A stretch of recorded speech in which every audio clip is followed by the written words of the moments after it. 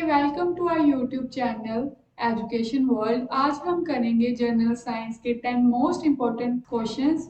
अगर आपने previous videos नहीं देखी तो प्लीज़ एक बार चेक ज़रूर करना, आपके पेपर में बहुत फ़ायदेमंद होंगी। और चलो आज का सेशन हम शुरुआत करते हैं हमारे पहले क्वेश्चन से। वो है which of the following is the main reason for producing the atmospheric green house effect. सबसे बड़ा मेन कारण कौन सा है ग्रीन हाउस एमिशन का इफेक्ट का? कौन सा सबसे बड़ा मेन कारण है एटमॉस्फेरिक ग्रीन हाउस इफेक्ट का? अच्छा, हमने कोप 26 में हमने ये टारगेट रखा है कि हम कार्बन न्यूट्रल हो जाएंगे। कितने वर्ष में हम हो जाएंगे? हम हो जाएंगे 2070 में। हम जितना कार्बन का उत्सर्जन करेंगे हम उस उतना ही उसको रिड्यूस कर देंगे, मतलब हम क्या हो जाएंगे? न्यूट्रल हो जाएंगे, कार्बन न्यूट्रल हो जाएंगे। आपको इतना सब पता है कि जब हमारे इन्वायरमेंट में कौन सी गैस मिलती है? कार्बन मिलती है। और सबसे ज़्यादा कार्बन का अमीट कौन करता है? कौन ज़्यादा सबसे ज़्यादा कार्बन का एब्जॉर्ब करता है? वो है प्लांट्स। और ड्यू टू द डिफोरेस्टेशन ये जो कार्बन है वो एब्जॉर्ब नहीं हो पा रही। किनके द्वारा नहीं हो पा रही? प्लांट्स के द्वारा। प्लांट जितने ज़्यादा काटे जा रहे हैं उतनी ही जो कार्बन है वो हमारे इन्वायरमेंट में बढ़ती जा रही है, जिसकी वजह से कार्बन की मात्रा हमारे इन्वायरमेंट में बहुत ज़्यादा हो गई है और हमारा टेम्परेचर भी उतना ही इंक्रीज हुआ जा रहा है। और उसके वजह से ग्रीन हाउस इफेक्ट हो रहा है। और ये किससे होती है? Absorption and re emission of visible light by the atmosphere में सबसे बड़ा मेन रीजन ये है एब्जॉर्ब होना और फिर री emission होना of visible light by the atmosphere.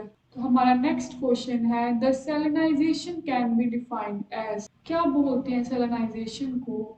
तो ये होती है accumulation of salts in the soil.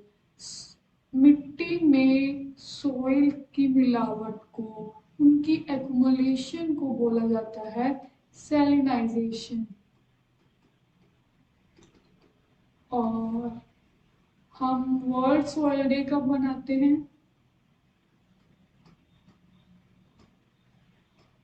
ये मनाते हैं हम 5 दिसंबर।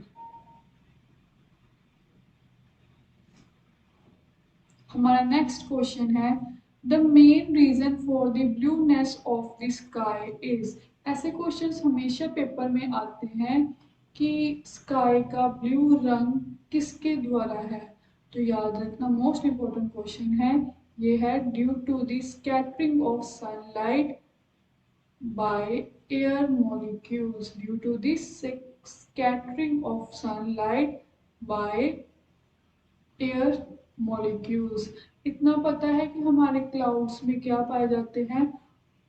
एयर मोलिक्यूल्स होते हैं। और जब सनलाइट इन पर ज़्यादा पड़ती है तो कौन सी लाइट सबसे ज़्यादा रिफ्लेक्ट होती है? विबग्योर में वो सबसे ज़्यादा होती है ब्लू। और डेट्स वाई हमारे बादलों का कलर कौन सा होता है और स्काई का? ब्लू। क्योंकि सबसे ज़्यादा रिफ्लेक्ट कौन सी लाइट स्कैटर करती है? ब्लू लाइट सबसे ज़्यादा स्कैटर करती है। हमारा नेक्स्ट क्वेश्चन है which of the following is the cause of soil pollution. सबसे ज़्यादा मेन कारण, बड़ा मेन कारण क्या है सॉइल पोल्यूशन का? तो वो है एसिड रेन। एसिड रेन के द्वारा ही, एसिड रेन के कारण ही क्या होता है? सॉइल पोल्यूशन होता है। सॉइल डिप्लीशन होती है एसिड रेन के द्वारा। और एसिड रेन किससे होती है? अम्लीय वर्षा, आप हिंदी में इसको अम्लीय वर्षा बोलते हो। और ये किन दो गैसेस से होती है? एक होती है सल्फ्यूरिक एसिड, सल्फ्यूरिक गैस, एक है नाइट्रिक गैस। इन दो गैसों के कारण क्या होती है? अम्लीय वर्षा। जब ये एसिड रेन कहाँ पर पड़ती है? हमारे सोइल पर ये एसिड रेन पड़ती है, तो हमारी जो सोइल का मॉइस्चराइजर है वो क्या हो जाता है? डिक्रीज हो जाता है। इसकी कैपेबिलिटी डिक्रीज हो जाती है, जिसकी वजह से सोइल पोल्यूट हो जाती है। हमारा नेक्स्ट क्वेश्चन है, what is the water vapour? ये आपको सभी को पता होगा कि वाटर वेपर क्या है। तो it is a gaseous phase of water. ये जब हम क्या करते हैं, अवेपोरेशन करते हैं, पानी की अवेपोरेशन करते हैं, तो जो मॉलिक्यूल्स ऊपर उठते हैं पानी के, तो इसको क्या बोलते हैं? Water vapours.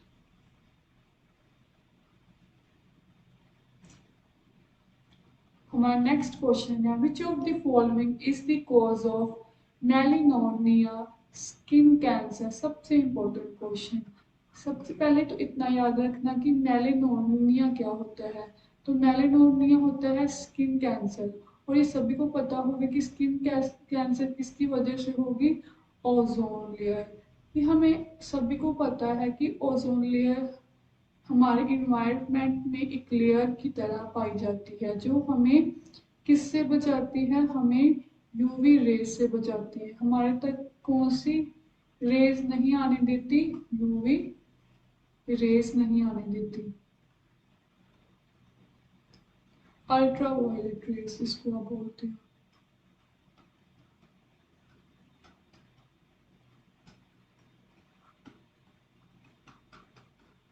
और ये इस लेयर को हम बोलते हैं ओजोन लेयर।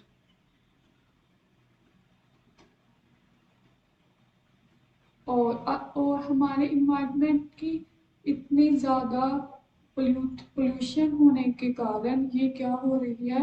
ओजोन लेयर हो रही है डिप्लीट। ये थिन होती जा रही है दिनों दिन। और सबसे इम्पोर्टेंट क्वेश्चन कि एक प्रोटोकॉल किया गया था जिसका नाम है मॉन्ट्रियल प्रोटोकॉल, जिसमें कहा गया था कि हम क्या करेंगे? हम ओजोन लेयर को डिप्लीट होने से बचाएंगे, स्टेप्स उठाएंगे। ये हुआ था 16 सितंबर 1987 में, जिसमें ओजोन लेयर डिप्लीशन की बात की गई थी, जिसकी वजह से हर साल 16 सितंबर को हम कौन सा डे मनाते हैं?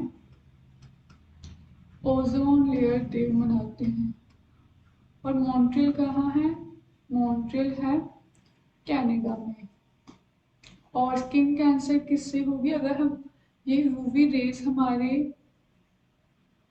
इन्वायरमेंट में आ जाएगी तो सबसे ज़्यादा किसको अफेक्ट करेगी? हमारी स्किन को, जिससे होगा मेलानोनिया। और ओजोन लेयर इसका सबसे मेन कारण है ozone depletion. The yellowness of the Taj Mahal is an effect of. ये मैंने पहले भी बता दिया कि ताजमहल, ये आपको सभी को पता है कि ताजमहल पहले एकदम वाइट था, अब उसका कलर क्या हो रहा है? थोड़ा येलो पड़ता जा रहा है। क्या कारण है इसका? क्या मेन रीजन है फ्रॉम वाइट टू येलो? तो इसका सबसे बड़ा मेन कारण है एसिड रेन, अम्लीय वर्षा। ड्यू टू द सल्फ्यूरिक और नाइट्रिक गैस,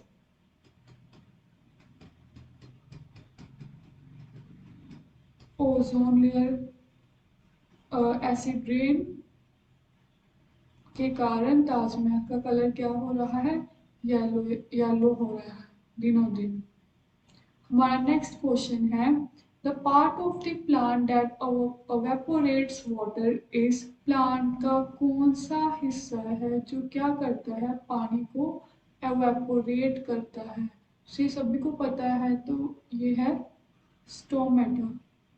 कभी कभी सिंपल सिंपल क्वेश्चन भी आ जाते हैं, तो याद रखना इसको भी।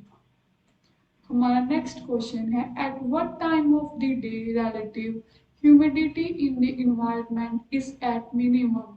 दिन का वो कौन सा टाइम है जहाँ पर ह्यूमिडिटी सब इन्वायरमेंट में सबसे कम होती है? तो वो होता है बिफोर सनराइज में।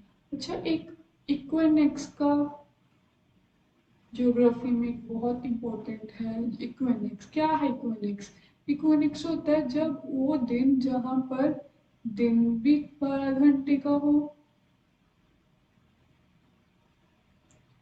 और नाइट भी 12 आवर्स की हो, और जब दिन और रात बराबर हो, उस फॉर्मूले को क्या बोला जाता है? इक्विनेक्स। और पूरे साल में ये सिर्फ 2 दिन होते हैं। एक होता है 21 मार्च और एक होता है 23 सितंबर। तो ये भी याद रखना। हमारा लास्ट क्वेश्चन है, व्हाट इज हाइबरनेशन? हाइबरनेशन क्या होता है? तो याद रखना, इसको बोलते हैं विंटर स्लीप। रात की नींद को क्या बोला जाता है? हाइबरनेशन। तो आज का सेशन हमारा यहीं पर समाप्त होता है। आई होप आपको पसंद आया होगा। Bye bye.